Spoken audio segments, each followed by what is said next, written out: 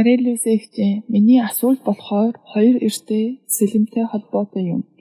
Урд нь энэ нь Библийг хэлж байгаа гэж бид боддог байсан. Гэвч ариун сүнсний сургаал болон Библийн судалгаар дамжуулан бид ойлгосон нь энэ бол ариун сүнсийг хэлж байгааг. Тийм энэ нь Бурхны үг мөн. Бурхны үгийг та хоёр эрс сэлэмтэй холбогдуулж асууж байна уу? Хоёр эрстэй сэлэм бол Бурхны үг юм. Энэ бол Бурхны үг мөн.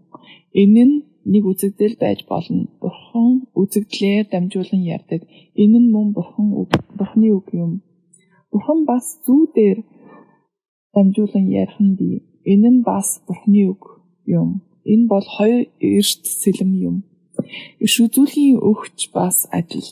Бурхны иш үзүүлгээр хэлсэн үг иш үзүүлэгчдэр эрэгтэй эмэгтэй иш үзүүлэгчдэр дамжуулан хэлсэн үг нь ч мөн хоёр эрт сэлэм юм. Мөн Бурхны ишлэл байна.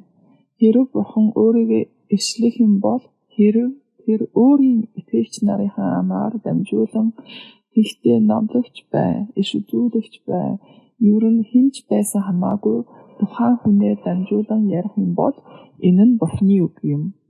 Энэ бол хоёр эрттэй сэлэм. Учир нь энэ нь хүмүүсийн зүрхэнд хүрдэг. Энэ нь хүмүүсийн зүрхийг өөрчилдөг, тэднийг өөрчилдөг.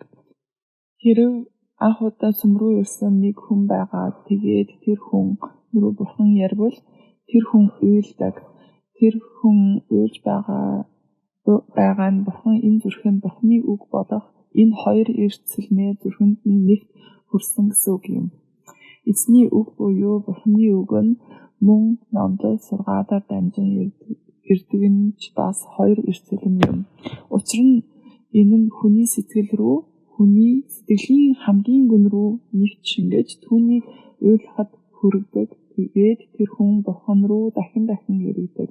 Энэ бол хоёр эрттэй сэлэмний утга учир юм. Энэ бол бидний амьд Бурхны үг, ариун сүнсний ишлэлт, амьд Бурхны ишлэлт юм. Энэ бол эзний үг буюу хоёр эрттэй сэлэм юм.